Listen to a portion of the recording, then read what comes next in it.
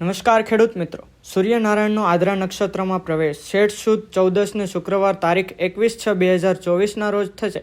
સૂર્યનારાયણ રાત્રે 12:18 આદ્રા નક્ષત્રમાં પ્રવેશ કરશે. આ આદ્રા નક્ષત્રનું વાહન મોર છે. આદ્રા નક્ષત્ર વરસાદનું મુખ્ય નક્ષત્ર છે. આ નક્ષત્ર દરમિયાન જો વરસાદ વરસે તો શરૂઆતના આદ્રા, પુનઃવસુ, પુષ્ય, શ્લેષા આ 4 નક્ષત્રમાં વરસાદ થવાની સંભાવના હોય છે. આવી જ રીતે જો મઘા નક્ષત્રમાં વરસાદ રહે તો નક્ષત્રો પૂર્વા ફાલ્ગુની, ઉત્તરા ફાલ્ગુની, હસ્ત નક્ષત્ર, ચિત્રા નક્ષત્ર, સ્વાતિ નક્ષત્રમાં પણ વરસાદ અવશ્ય થશે. શરૂ થતા નક્ષત્રનું નામ આદ્રા છે. આ નક્ષત્ર વિશે એમ કહેવાય છે કે વર્ષે આદ્રા તો 12 માસ પાદરા. આધુનિક હવામાન ભવિષ્ય કરતાઓએ પડકાર આપનાર હવામાન વિજ્ઞાની કવિ ધાદ અને ભડ્રીની કહેવત અનુસાર આ વર્ષે ચોમાસામાં અનિશ્ચિત અનિયંત્રિત વરસાદ પડશે. હાલમાં જ્યાં જ્યાં વરસાદ પડ્યો છે ત્યાં ચોમાસા દરમિયાન મેઘમહેર યથાવત રહેશે. આ વર્ષે આદ્રા નક્ષત્ર 2024 દરમિયાન વાહન મોર છે, જે ખૂબ જ શુભમય ગણવામાં આવે છે. વાહન મોરનું હોવાથી સારી માત્રામાં વરસાદના યોગો જોવા મળશે. આ નક્ષત્રને ચોમાસાનો મુખ્ય દરવાજો ગણવામાં આવે છે, કેમ કે આ નક્ષત્ર બેસતા જ હવામાનમાં મોટો ફેરફાર આવે છે. આકાશમાં ઘનઘોર વાદળા, કેમ કે આ નક્ષત્રને ચોમાસાનું પ્રવેશદ્વાર ગણવામાં આવે છે. મિત્રો, જે વર્ષે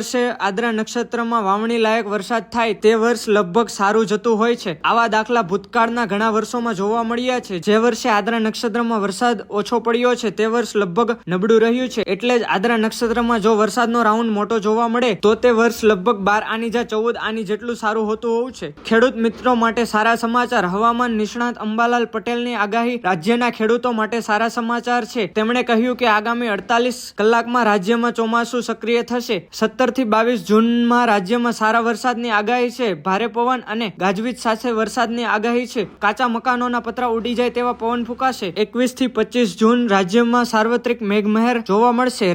રાજ્યના વિવિધ જિલ્લાઓમાં 2 થી 4 ઇંચ વરસાદની આગાહી છે. દક્ષિણ ગુજરાત, મધ્ય ગુજરાત, સૌરાષ્ટ્રમાં સારા વરસાદની આગાહી. જો તમને આ વિડીયો સારો લાગ્યો હોય તો વિડીયોને લાઈક અને અમારી ચેનલને સબસ્ક્રાઇબ કરશો.